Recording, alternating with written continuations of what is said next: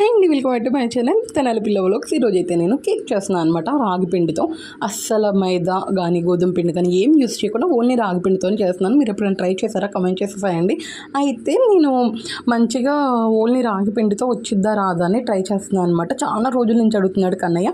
సర్లే మైదా గోధుమ పిండి ఇవన్నీ కాదని రాగి పిండితో అయితే మనం నార్మల్ కేక్ ఎలా చేస్తామో అలానే ప్రాసెస్ అయితే మొదలు పెట్టేసాను అనమాట. ఇంకా బేకింగ్ పౌడర్, కొంచెం సాల్ట్, వెనిలా ఎసెన్స్ ఇవన్నీ కూడా వేసేసి మంచిగా మనం కేక్ అయితే ఎలా బేక్ చేసుకుంటామో సేమ్ అట్లానే నేను రెడీ చేస్తున్నాను. ఇదైతే మీరు ఎప్పుడైనా ట్రై చేశారా లేదా అనేది కమెంట్ చేసేసేయండి. ఇలా మంచిగా మిక్స్ చేసేసుకున్నాక మౌల్డ్ అనమాట. దీనికి కూడా నేను ఏం చేశానంటే రాగి పిండితోనే ఇది చేసేసాను అనమాట. డస్టింగ్ చేసేసాను. కొంచెం బటర్ వేసేసి మొత్తం పెట్టి రాగి పిండితో డస్టింగ్ చేసేసాను అనమాట. ఇంకా ఈ పిండి అంతా వేసేసుకొని లైట్గా చాప్ చేసుకున్న జీడిపప్పులు అంతే. నా దగ్గర కేక్ టాపింగ్స్ ఉన్నాయి అనమాట. ఇలా చాకోస్ది అవి కూడా వేస్తున్నాను. చూసడానికైతే చాలా బాగుంది కదా. నెక్స్ట్ వీడియోలో రెసిపీ ఎలా వచ్చింది ఏంటి అనేది చెప్తాను. అయితే మీరు ఎప్పుడైనా ట్రై చేశారా లేదా అనేది కూడా కమెంట్ చేసేయండి. కుదరలేదా అంటే కుదిరింది, కానీ మా కన్నకైతే చాలా బాగా నచ్చింది. ఎలా వచ్చింది ఏంటి అనేది నెక్స్ట్ వీడియోలో. Okay bye. ఇస్తాను అంతలోకి సబ్స్క్రైబ్.